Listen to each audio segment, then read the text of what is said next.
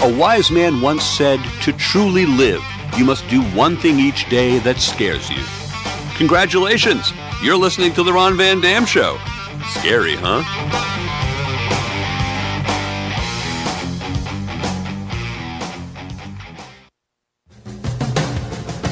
Good morning, good afternoon, good evening, good night.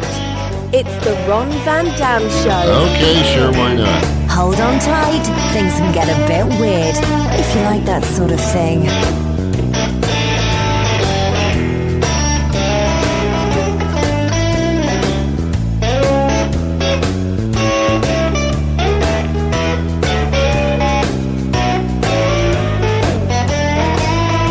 Hey, welcome to the program. I sound upset, don't I? Welcome to the program. It's the Ron Van Dam Show. Thanks for coming. Come on, group hug.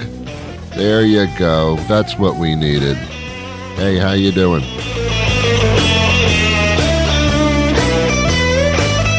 I have a very interesting show for you in my estimation, and I estimate it will be very interesting. I have a guest who's going to join me for the entire length of the program, which is 30 minutes. And we're going to talk about the 100 worst ideas in history. Not the worst ideas for radio shows. We don't want to go there. Because I think I have all those awards. No, these are the worst ideas in history. And how do you pare that down? But Michael N. Smith did, and we're going to speak to him today as he's our special guest. So sit down, hold on to yourself, get yourself a beverage. Here we go.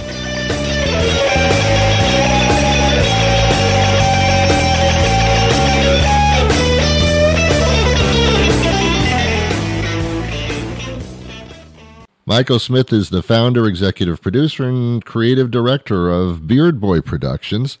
And this is, he's done something that is kind of amusing and fun. And I got to find out how this got together. But he's done an audio book, which is called 100 of the Worst Ideas in History, Humanity's Thundering Brainstorms Turn Blundering Brain Farts with Riotous Results. That's all part of the title? It's a long title. It's actually 100 of the worst ideas in history. But yes, you also read the subtitle. Yes. Well, does it appear on the cover? It does, in fact, yes. Okay, well, then it's part of the title. Okay. All right. There you go. That's the legal definition. Thank you. Just seeing that, I must read it because it's just fascinating. And thank you, by the way, for your title, telling me exactly what's going to be going on. I really do appreciate that. Well, so many books these days have this kind of esoteric title. You have no idea what the book is about. Yeah.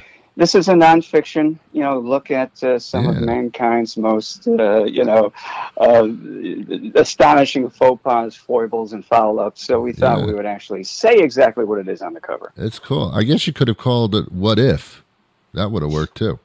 Well, yeah, because a lot of these ideas seem like a good idea at the time, but over the course of their execution, not so much. Right, and history doesn't know charm either, obviously. No, it has no idea. Yeah. And Ron, we pulled from the world of politics, pop culture, business, fashion, sports, entertainment, from the recent past and distant past, and these ideas are colossal and often laughably bad. I mean, it's some of them have started wars, sunk countries, wrecked companies, scuttled careers, lost millions, and even endangered the earth. So it's a pretty interesting exploration into those foul-ups.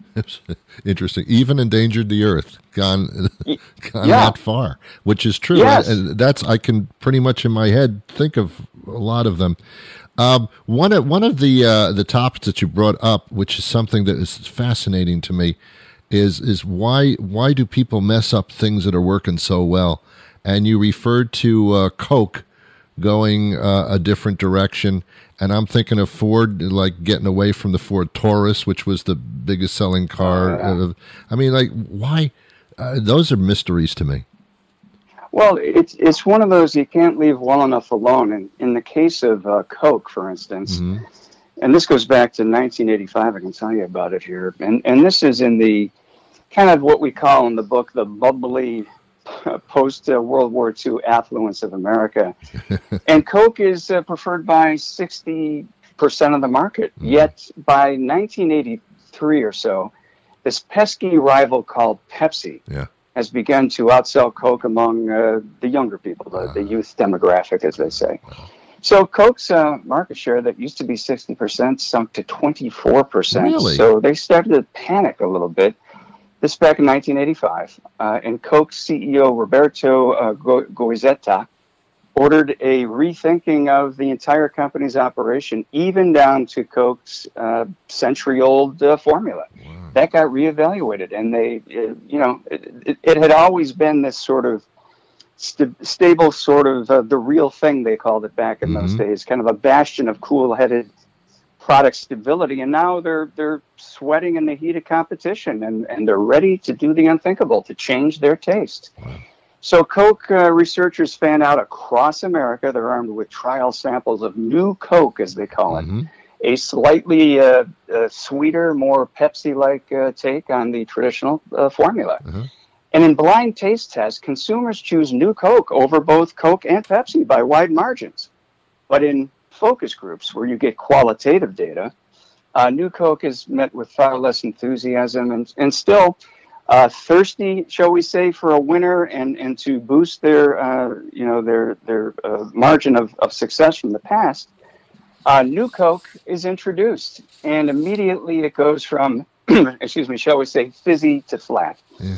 Within days, the company receives over 400,000 distraught calls and angry letters. They bring in a psychiatrist to evaluate the tenor of these calls. And the psychiatrist said it sounds like people mourning the loss of a loved one. Well, kind of. Even Fidel Castro criticizes the move as another example of American decadence. And with boycotts looming just 3 months after its historic birth, New Coke is history. Yeah. And traditionally formulated Coke, now termed Coke Classic, is reintroduced. And after millions of dollars spent, hundreds of millions actually, on testing and marketing New Coke, the executives conclude that they simply underestimated the public's deep and abiding emotional attachment to the original. I remember when they started. 3 months. Yeah. Just 3 months. And then they started putting them in the old Coke bottle, whether it was plastic or glass, it was still the old Coke bottle look from the outside. Yeah. So they really, and you're in advertising marketing production. Yes. So this must be fascinating to you. And I do remember the slogan for Pepsi, for those who think young. And I guess that actually worked. Wow. It worked for them. You know, you're right to say that this is of particular interest to me because it's something I've run into in my career for the past 30 years, which is there is a certain truth or idea that somebody has within a company. Everyone sitting around the conference table says, yes, that must be it. Mm-hmm. They don't do enough. In this case, Coke did enough testing, but they ignored the testing and said, no, we must do this because Pepsi is nipping at our heels. We've got to make a change after 100 years of the same formula. Yeah. We need to make this change. And it just blew up right in their face. Now, in the aftermath, some people thought that this was a conspiracy, that Coke had come up with this just as a way to scare people into thinking that original Coke was going to be taken off the market. Interesting. But there's really no evidence of that. And I know their CEO, Roberto Goizeta, later said, and I quote, "We are neither smart enough nor stupid enough to have come up with this conspiracy." That is a smart CEO. That's okay. The book also goes into some lighter things. Well, that's pretty light, but some lighter things and some heavier things. Assassinations that could have possibly been avoided had certain protocols and things put in place. And then you also say in the book that what if Burt Reynolds, I guess he was offered the role of James Bond at a point? Is that true? Yes, it is true. Burt Reynolds, was offered the iconic part of James Bond, and we call this story "Smoky Not Stirred." And this goes back to 1972, and Burt, who, was one of my favorites, fresh from his star turn as the macho river adventurer, I think the character's name was Lewis in 1972's Deliverance, which was a Best Picture nominee. Plus, he had this buzz-inducing semi-nude spread in Cosmopolitan, which, as a kid, I remember seeing as well. Burt was not really nude. He was mostly naked, except he had a catcher's mitt over a certain part of the male anatomy, shall we say. So that, he was well covered. But he's the hottest guy in Hollywood, and all scripts go through Burt at this point. So he's presented with what we call the mother of all leading man roles, James Bond. And in a mad scramble to secure, as they say, the dashing actor who can wear the tux, tote the pistol, and woo the girl, producer Albert Broccoli has Reynolds square in his sights. But Reynolds says, listen, an American can't play that role. That's a British role. No American can play that role. I'm not going to play that role. And instead he goes on to make such cinematic classics as Fuzz, White Lightning, and The Man Who Loved Cat Dancing over the next few years.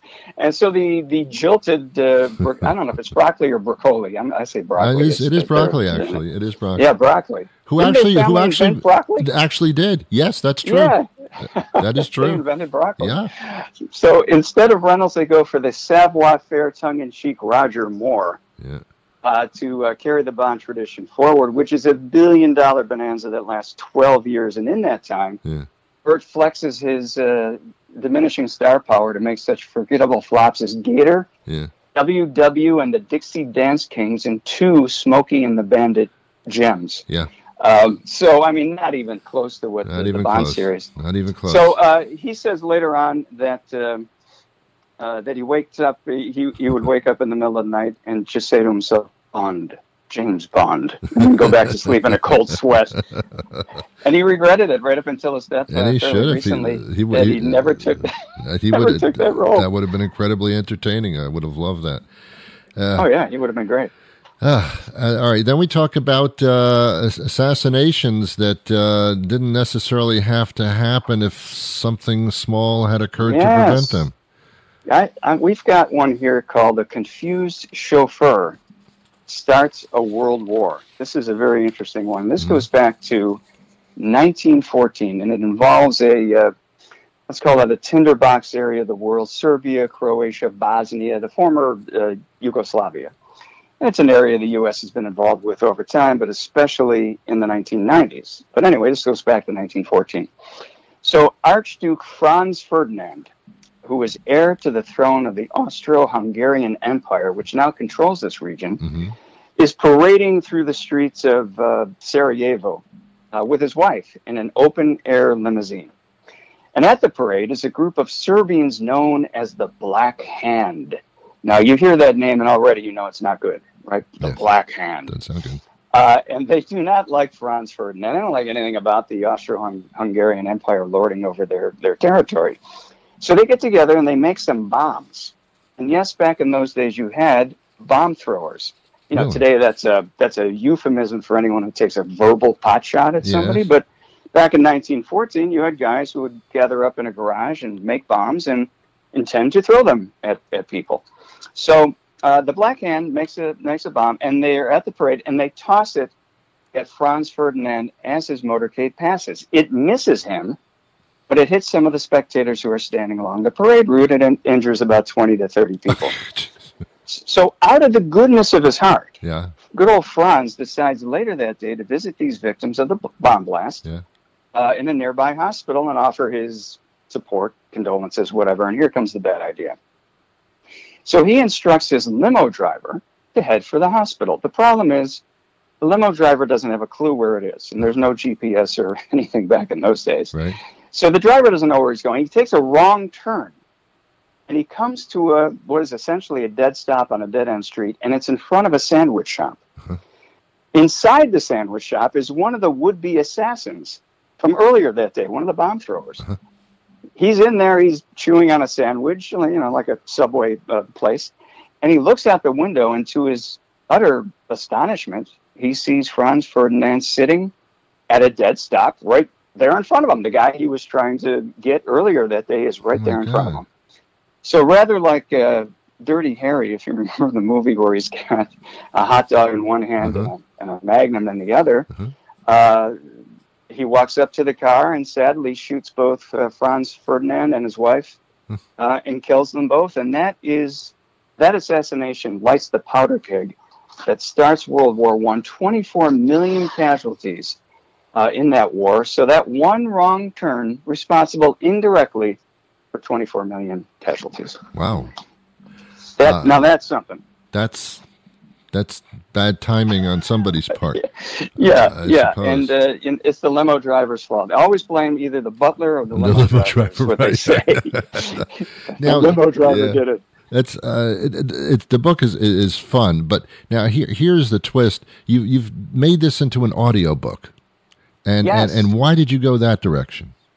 Because I'm one of those rare authors, I suppose, who is experienced in video and audio production. I've got a lot of people. We're in Southern California. We've got a lot of friends who are voiceover people up in Hollywood. So we brought them into the fold. We added some music and sound effects. Both my co-author Eric and I read some of the stories. I've got other voiceover people acting out and doing impressions and reading other stories. So it just made it, to me, a more entertaining presentation than simply the usual audiobook, which is a novelist standing in front of a microphone and reading it, which goes on and on forever. I thought it would be more interesting. We're trying to breathe... Ron, we're trying to breathe new life into history. We know, for example, in schools, it's hardly taught these days. It's hardly, and the old adage is very true, that if you don't know history, you're damned to repeat it. Yes. And you see the same mistakes being made over and over again in history, and it doesn't have to be that way. And history can be interesting. It can be engaging. It can be instructive to a young mind, in particular, if it's not simply the usual recitation of dead guys and dates, as they call it. And this tends to not do that. Your point is well made. I remember going to school, grade school, middle school, whatever you call that thing. And the teacher would stand up there and just rattle things off, and we were just looking at the clock. When is this going to be over? The day that he came in and put a hat on when he was talking about Napoleon or something like that, or used some type of visual aid, all of a sudden we were engaged. That simple little extra dimension of theatrics worked. And it's great that you picked up on that, because that's really what we're talking about. It's adding another dimension to the presentation, and that does drill people into it. It's nice. Yeah, it makes it more accessible, relatable. It's a performance. One of the things we're planning to do, Ron, is put together a traveling roadshow to go to schools with this idea. Perfect. And add visual representations. Perfect. Let it be interactive with asking questions, and being able to see that these are individuals who yes, had these ideas, and maybe they went wrong. We also have a section in the book, "Bad Ideas Gone Good," where it started out as a bad idea, but actually ended up being good. I guess it works the other way around. But the idea here is to make it so that the individual watching, whether it be a middle school kid or high school kid, look at it and go, oh, that person is kind of like me. I have those thoughts or feelings sometimes too. So I'm going to listen, and I'm going to learn, and I'm going to maybe laugh along the way and be entertained. That's nice. So that's our goal. We're also donating audiobooks and printed books to schools locally here. For every sale we make, we give a book to a school. So yeah, we're doing our best. Is it a commercial enterprise? Sure, we'd like to sell books, but we also want to see if we can reinvigorate history learning throughout our area. Yeah, I mean, there's one thing you said that I question these days. It was true, but now I'm not sure that if you don't know history, then you're doomed to repeat it. And unfortunately, we seem to be repeating it even though we're familiar with it now. And I could give you a lot of examples of that, but I'm sure I don't have to. Oh, well, I think you're right about that. Yeah. So I guess that's ignorance in the broadest sense of the word. In other words, knowing it and then ignoring it. It's opposed to never knowing. It's a question right? of what you do with information. Oh, I think so. Yeah. I think that's definitely the case. Yeah. And isn't it important these days that we try not to keep repeating the same mistakes over and over again? Yeah. So, that's what the book's about. There you go. Yeah, I'm still eating clams in months that don't end properly. So. Well, that sounds like a very personal thing we should take up on another call. Well, it's helped me lose weight under short periods of time. So, anyway. Well, do we have time for one more? Yes, please. I've got a couple here. Please. Let me tell you one. We're on the radio, so this involves a radio personality. And we call this one. This is under the chapter Major League Stupidity. And it's a sports section, of course. And this one is called Disco Inferno Singes the White Sox. So it's July of 1979, and I guess I don't mind telling you, Ron, that I remember this one because I'm old enough to remember it. But we're at the high point of the platform shoe and polyester leisure suit era known as disco. Yes, sir. And as popular as disco was, in fact, I was a club DJ back in New York during this era. Lots of people hated disco and the whole look at me disco attitude, especially diehard sports fans. So enter a wild child Chicago disc jockey, Steve Dahl. And he comes up with something called Disco Demolition Night. And here's how it works. You got to hear this. For just 98 cents plus a vinyl disco record, you get into a Chicago White Sox baseball doubleheader. And between games, Dahl collects the records and piles them up in the outfield, then uses explosives to blow them to smithereens. Now, that's not enough problem, but here's the real problem. Upon detonation, a crater forms in the outfield, vinyl shards fly through the air like shrapnel, a fire erupts, and fueled by booze and, shall we say, other stimulants, the disco-despising stadium crowd then spills onto the field. People out in the parking lot jump the turnstiles. Soon a full-scale riot is raging on the infield with fans wrecking batting cages, gouging the infield turf, burning banners. Scores of people are injured. Hundreds are arrested. Detroit Tiger manager at the time, Sparky Anderson, takes one look at the mayhem and refuses to allow his team onto the field for the second game of the doubleheader. Good. And the White Sox are forced to forfeit the second game, marking the last time in history an American League team is dealt an automatic loss. But this, Steve Dahl said later, I killed disco, and this event did it. He was very proud of it, even though it was complete mayhem and disaster. Yeah, I wish he would have chosen a different form of music. But anyway... I saw a documentary about the Bee Gees, and apparently I did too. that apparently ruined their climb to fame, and disco started fading, and that was where they were at the time. But they had bounced back into other forms of music. But yeah, it was that serious and that hated really during that time, which is amazing in itself. If you think about it, Ron, disco was only around, and again, unfortunately, it fell during my time as a DJ in clubs. I would rather have been playing the Stones and Beatles and stuff like that. But disco was really only popular from 77-ish to about 80, maybe 81 if you're really pushing it. Yeah. So the Bee Gees putting all of their chips in that direction, going all in it was a mistake. On disco, it did benefit them in the short term. If you remember, the soundtrack from Saturday Night Fever was, at the time, the biggest selling album of all time, and they had a lot of songs on it. But you're right, it pigeonholed them as a disco band, and they didn't really recover after that. I think Barry Gibb is still kicking around, but unfortunately his two brothers are gone. Yeah. But it brought out their biggest talent of all, which was songwriting. So that there you go. They were good songwriters for sure. No question about it. Yeah, I wish they would have gone for a different form of music that apparently is still around today, and I don't really care for it. But anyway, violence is no way to solve our musical problems. But yes, you don't blow it up. No, you don't blow it up. You sit down, you talk about it, you try to come to compromise. You don't blow it up. That's correct. Did you have another example?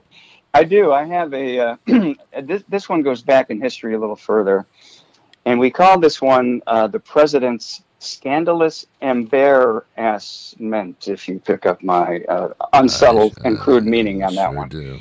And this gives Crack of Dawn a whole new meaning, Ron, because each morning, President John Quincy Adams sneaks down to the Potomac and undresses, and he proceeds to skinny dip. Hello. With the ducks and the geese, all the while, as we say, naked as a jaybird.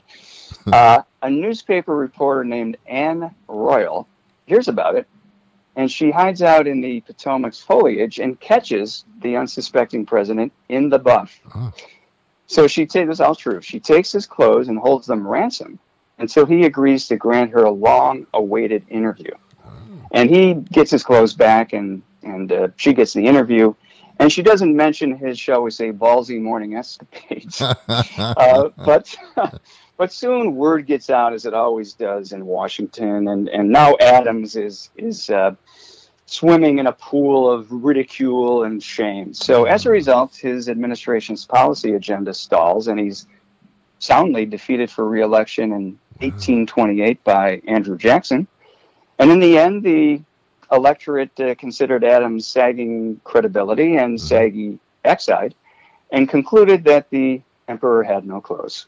So, both, by the way, as a cherry on top of that cupcake, both Benjamin Franklin and later Teddy Roosevelt were also said to be big fans of skinny dipping. And I'm not sure your audience wants to have that mental picture in their mind as they go through their day, but that happens to be true. Wow. It's funny.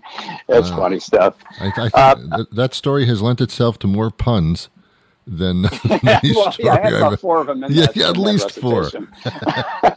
and well done, too. Well done. Oh, thank you. The Crack of Dawn was, my favorite one. Yeah, that's a good one.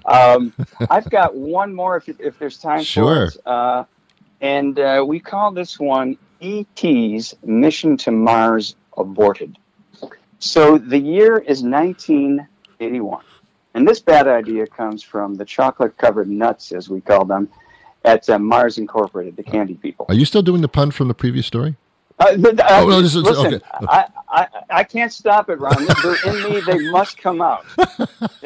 I'm an advertising writer by trade. I cannot stop it. You can't stop it. It just comes right out. So these chocolate-covered nuts, yes, I'll say it again, right. Turned down perhaps the greatest product placement opportunity in movie history. So, Ron, I'm sure everybody in your audience, you included, me included, has seen the movie E.T., right? Sure. In the film, Elliot lures E.T., the extraterrestrial, out of hiding with a trail of candies. So E.T.'s producers approach Mars Incorporated for permission to use one of their products in the film. They figure a visitor from another planet would most likely be attracted to the most popular candy on Earth, which is M&M's. But the space cadets, there's another one, at Mars say no. They further state, we don't want an alien eating our candy. It's going to frighten children. Yeah. So that's a quote. That's an actual, if you can imagine the stupidity. But Sure. So E.T.'s producers are now stuck, and they scramble to find a replacement. And they stumble upon an obscure, largely unpopular candy Hershey has been struggling with called Reese's Pieces. Ah. And a deal is struck where Hershey agrees to pay absolutely nothing for placing Reese's Pieces in the film. They pay nothing.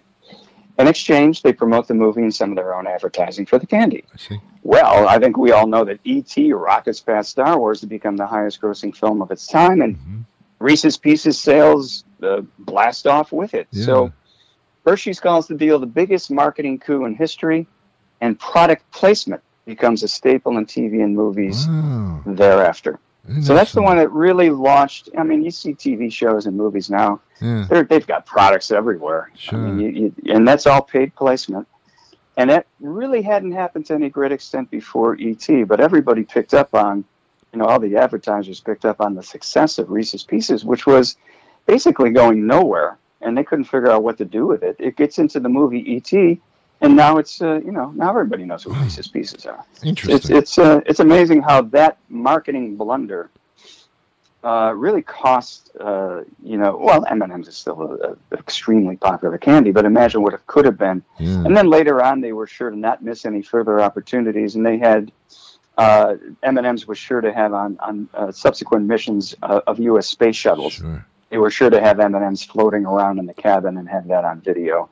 because they were so embarrassed by this All right. misstep with Reese's Pieces. And that's an example of a lesson well learned. Yeah. Another marketing blunder. There you go. You know, so it's this is fun, and this is just the tip of the iceberg as well. there's 92 others. We only did eight today. Wow, well, it's a long way to go here. Well, it's called 100 of the Worst Ideas in History, and that's really as far as you have to go right now.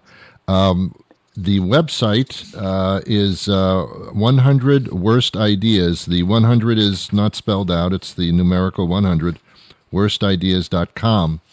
And there you can get information, pick up the audiobook. If you're taking a car trip or something, or even commuting, this is a great way to entertain yourself and on the way back and forth. Summer travel, waiting rooms, airports. It's also run, by the way, to get a shameless plug-in. Yes. Excuse me, on Audible, Amazon, and iTunes. The printed book's available at Amazon and Barnes & Noble. Perfect. Hey, it's been a pleasure speaking to you. I hope we can hook up again next time you put out another one. And I'm sure that'll happen. Well, sure. Maybe next time 100 of the best ideas in history. What do you think of that? The worst really does pull them in, though. I got to tell you. It's Schadenfreude, right? The glee you take in the misfortune of others. Yes, everybody loves that. There you go. Yeah, I'm the front line for that one. Okay. Hey, pleasure speaking to you. One more time, it's 100worstideas.com. Pick up the audiobook. It's no reason not to. Well, that'll do it for me today. Thank you to my guest. I'll be back again next time with a regular program where I talk incessantly, that kind of thing, the comedy kind of sarcastic tinge on everything. Yeah, I'll do that next time. But for now, have yourselves a wonderful day, and I wish you peace.